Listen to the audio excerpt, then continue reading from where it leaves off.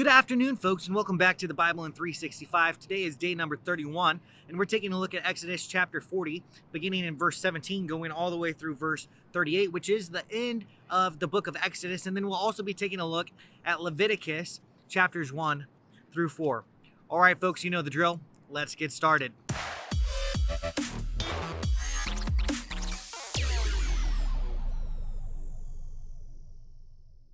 So our story picks up in Exodus chapter 40, and we're looking at the anointing and the consecration of the tabernacle, or of the tent of meeting. Here in verse 17, it tells us that the tabernacle was set up on the first day of the first month in the second year since they had left Egypt.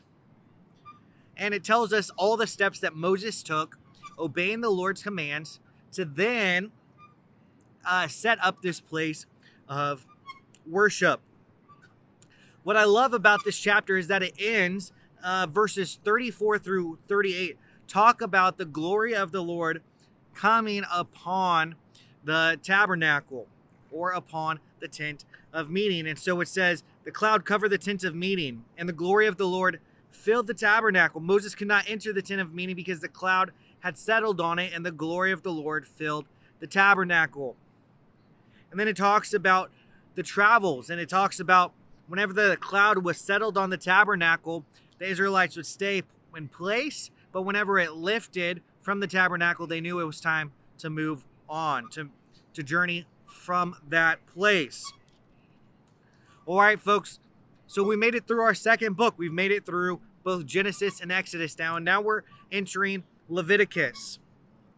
All right, folks, so here in Leviticus today, in chapters 1 through 4, we're taking a look at 4 different types of offerings: the burnt offering, the grain offering, the fellowship offering, and the sin offering.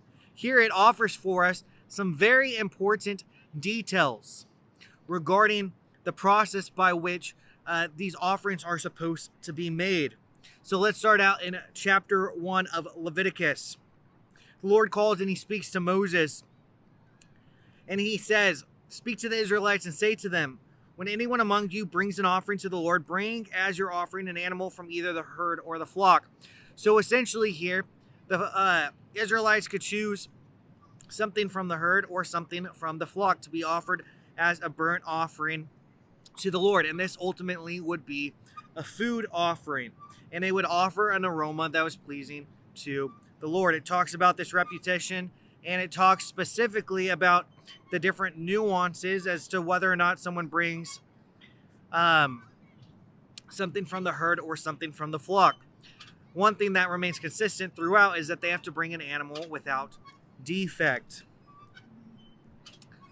Moving forward to chapter 2. Chapter 2 of Leviticus tells us about the grain offerings. The grain offerings is to be of the finest flour. God deserves our best. And this is also going to include olive oil. This could be just raw flour. It could be baked in the form of a bread without yeast. And so they're offering up the finest of their flour unto the Lord. And this would also be a food offering. Here we do see that Aaron and his sons get a portion of this offering, essentially to act as provisions for them. Moving forward to chapter 3 of Leviticus, within this chapter it talks about a fellowship offering. And for the fellowship offering, once again, you could choose an animal without defect from the herd or from the flock.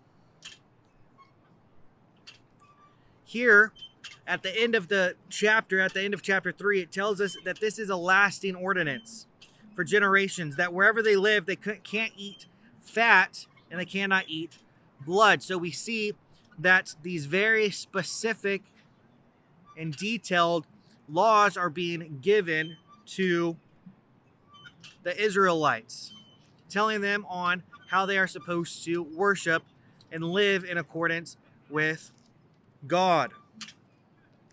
Lastly, in chapter 4 of Leviticus, it talks to us about the sin offering. Here, Moses says to the Israelites, when anyone sins unintentionally and does what is forbidden in any of the Lord's commands, they have to offer a sin offering. And so if a priest sins, they have to offer a young bull. If the whole congregation of Israel sins unintentionally, they have to offer a young bull. If one of the elders sins, they have to offer a male goat. If one of the people, congregants, sins, they have to offer up a female goat. And his blood has to be shed.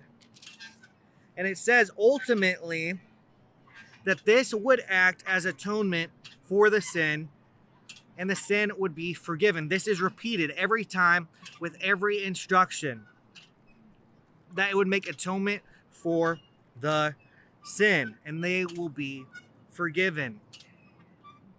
It is here at the end of chapter 4 with this idea of atonement and forgiveness of sins that we end our discussion for today.